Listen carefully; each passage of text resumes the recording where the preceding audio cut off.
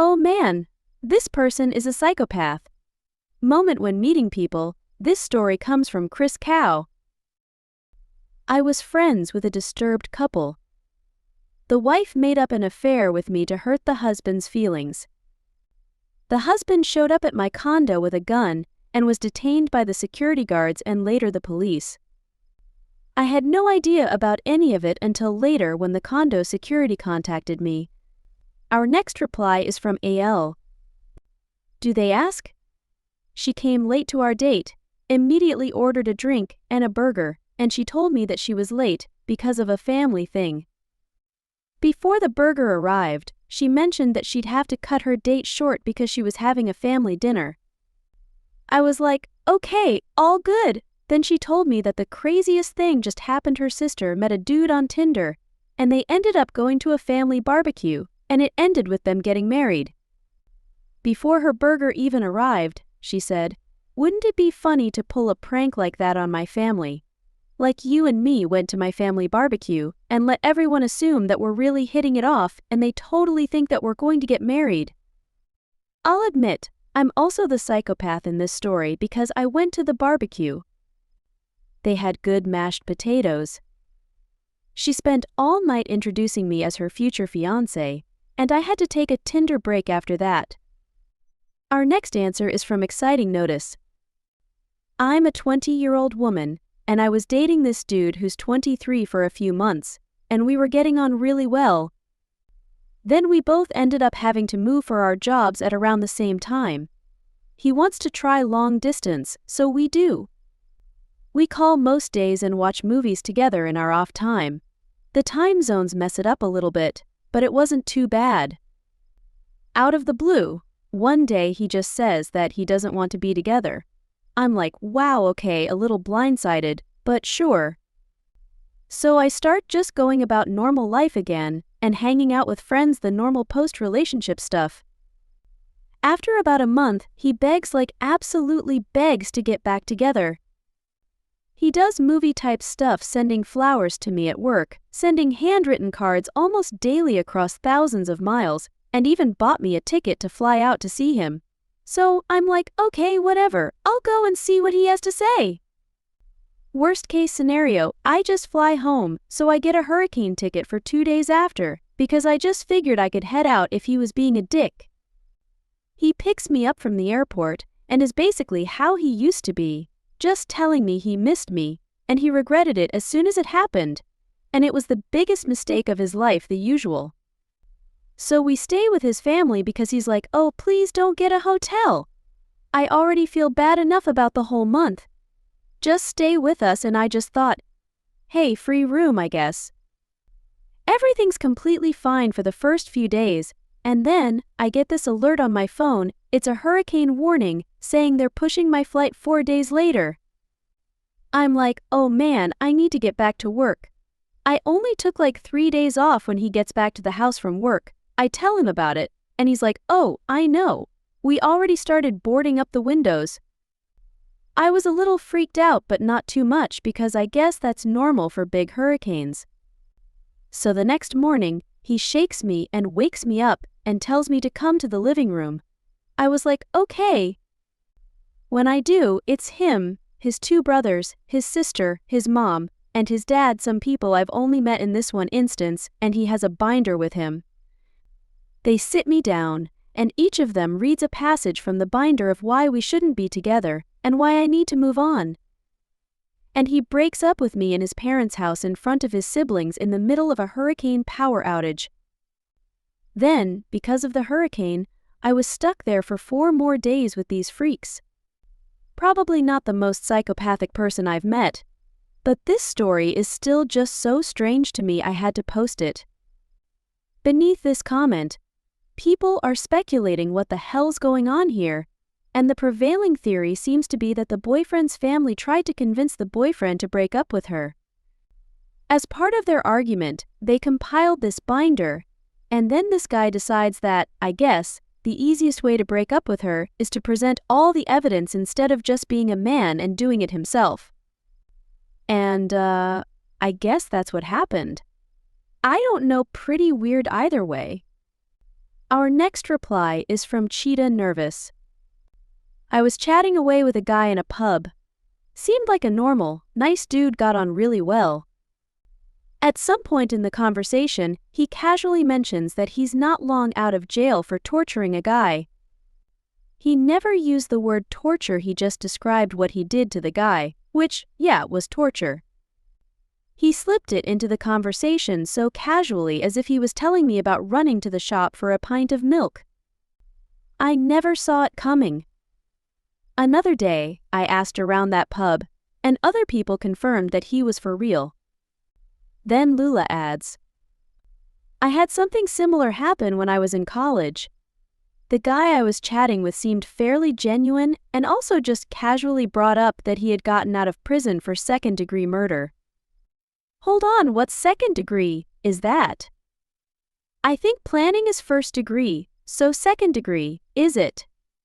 Is murder with malicious intent but not premeditated? Okay, so like a fit of rage, I guess. Afterwards, he asked me what I was going to school for, and I honestly answered criminal justice. It was a fair exchange of being honest with one another. Then he said if I were a cop, which I'm not, and never planned to be, he would respect our encounter just based off of treating each other like humans. We continued our conversation, and I asked him what helped him during his time, and he answered, religion and studying. He ended up being a foreman for a construction company and assimilating well, in my opinion. You should do better than giving that friend a stern talking to. I would have cut them both out of my life. Our next reply is from Cool Toast. It was an Uber driver. My wife and I took an Uber down to the bars one weekend. Once he picked us up, I could easily tell that he was on something. While we were crossing a bridge on the interstate, about halfway to our destination, he says, "Isn't it crazy that I could swerve off the road and kill us all right now?"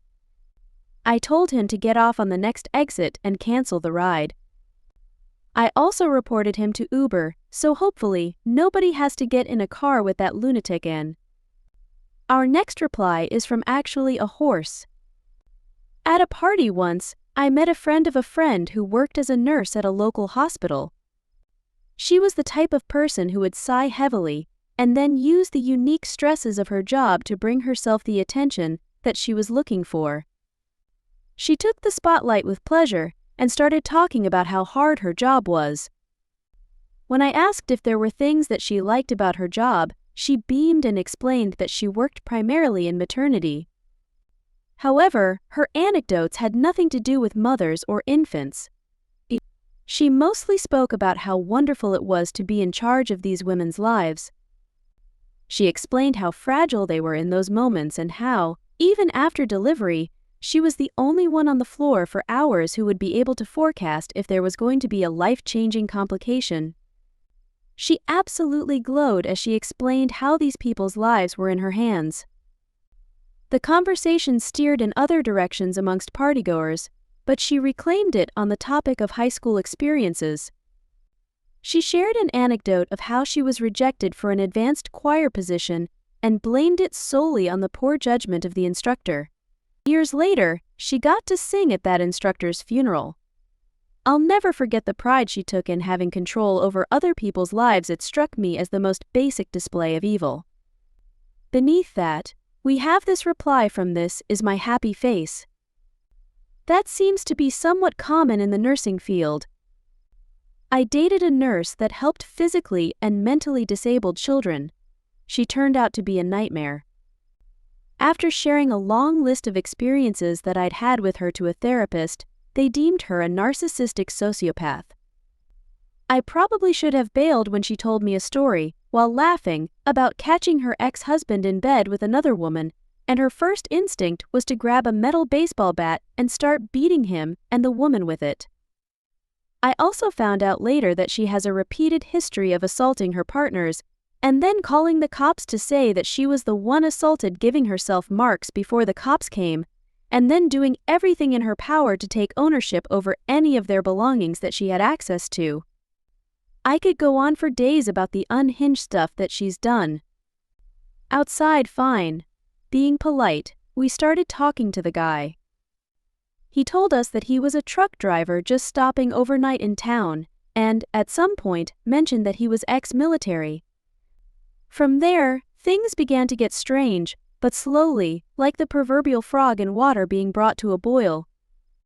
Not only was he in the military, but he had a brother who was in the CIA embedded in Russia. My friend and I gradually got the sense that this guy was a little too interested in us. We eventually closed our tabs and decided to go to a different bar, but the guy stuck with us, telling us increasingly tall tales about his time in the military. He eventually confessed that there was no brother, that he was the spy who had been embedded in Russia. What struck me was how, even though his stories got more and more ridiculous, his demeanor was deadly serious, if a bit overwrought, and the intensity was starting to make my skin crawl. Not only that, but he started to pick fights with other people at the bar, deliberately being belligerent. Over time, he started to radiate this menacing air that hadn't been apparent when we first started talking to him.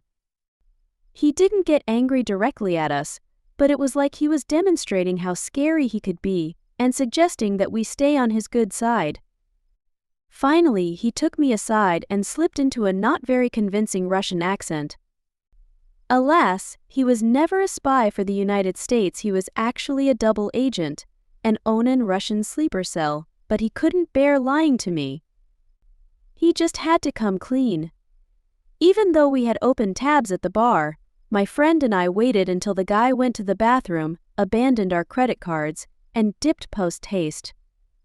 Our next reply is from Basada the Potted. I was walking my dog on a leash down a main road. Some lady was walking her dog off leash. Her dog stopped in the road, causing cars to stop. She had no control of her dog. Her dog lunged for my dog. I asked her to put her dog on a lead. She said that she would stomp on my dog's head and let her dog kill mine. I knew that it wasn't even worth arguing with crazy, so I just carried on with my walk. She then set her house on fire 2 weeks later with her kids inside. Luckily, they were okay, but yeah, madness. Then Opie adds an edit, so yeah, she's currently in prison. She was actually released for the arson, but then arrested for further crimes. Her children were aged 4 to 5. Also, the dog is okay. Man, this one sounds like legit mental illness in the vein of schizophrenia, or some kind of break from reality, because this one escalated crazy fast. Our next reply is from Smoking the Herb. This story makes me angry. So, one time a friend came over and brought a new friend with him. He seemed like a nice guy. He was quiet and kept to himself. I was a young single woman and far too trusting of people at the time, I think. So, my friend mentions that this guy had just recently got out of prison. I asked him what he went away for. He then proceeds to tell me that he and his friends, had followed a young girl into a local park and R-worded her using various sharp objects they found on the ground. They each got extremely long sentences. His happened to be 12 years. What made everything worse was that he ends the story with the fact that she killed herself because she couldn't live with what they did to her. Needless to say, he was never allowed around my home again, and I had a very stern talk with my so-called friend who invited him. Our next reply is from Shimmer Sonora. At a party in high school, or just after it, we were doing late-night juvenile things like Truth or Dare. I knew most of the people there pretty well, except for the new boyfriend of my friend's sister. I'm not entirely certain how it came up, but he admitted to the entire group that he had sexually assaulted a dog. We were drunk and high, but everyone sobered up with that. We were all too young to know what to do with that information, so we all just shut up and quickly left the party. My friend's sister broke up with him not long after. I can't imagine doing something that awful to a helpless animal, but admitting it to a group of strangers seemed downright sociopathic. I was glad to never see his face again. If you like this content, hit that subscribe button because I put out new Reddit videos every single day.